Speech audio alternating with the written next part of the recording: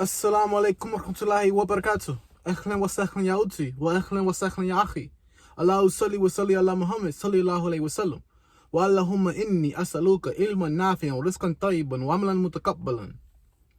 I hope everyone's doing well. This is Practical Absolutes.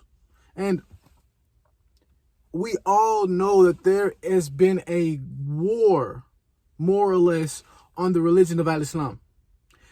I have been seeing it everywhere. You can look as far as SoundCloud, where Nasheed will be taken off SoundCloud as soon as they're posted. It could be Nasheed that, once you translate it, it has no type of translation that could lead one to infer a possibility of rationalizing, oh, it's okay to remove it from SoundCloud.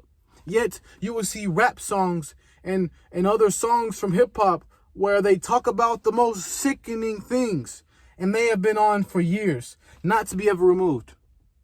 You'll see how there are medical students, there are lawyers, there are doctors, and individuals in training in these professional career paths having their career paths effectively stopped and or their licenses unable to be renewed due to certain views they have about a certain group of individuals who have been brutalizing and torturing and maiming, raping and murdering, massacring and committing a genocide on another group of people.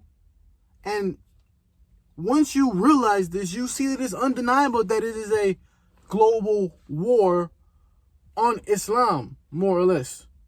You see? And if you look at this man, it's a man named Albert Pike, who said in 1871 himself, I'm paraphrasing, of course, that World War III will be due to Zionism versus what he called the Muslims, so that ultimately they will deplete each other out.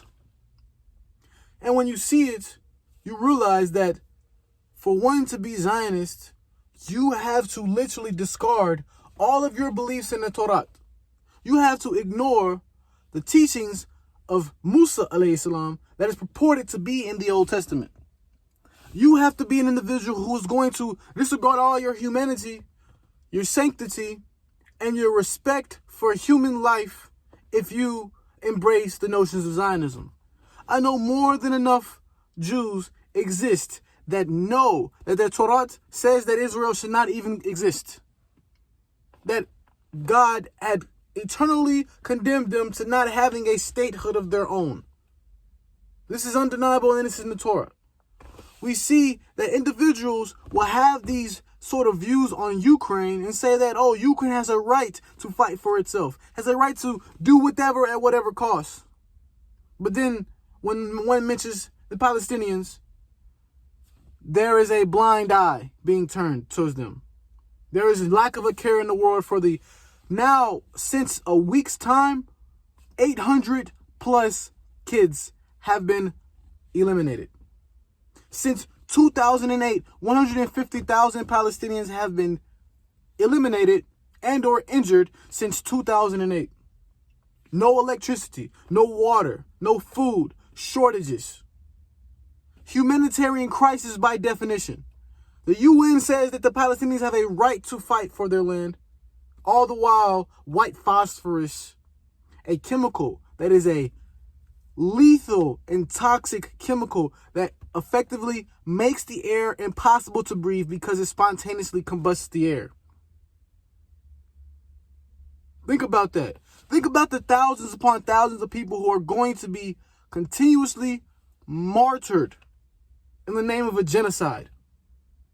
And we continue to turn a blind eye. And if we try to not turn a blind eye, things are put in front of us that prevents us from even able to establish a livelihood. If you want to be something of yourself in a career path and you're not there yet, saying the wrong thing will effectively stop yourself from being able to attend the things you want to attend in the Western countries that you may live in. This is sick. Jazakallahu khair. Ma salama.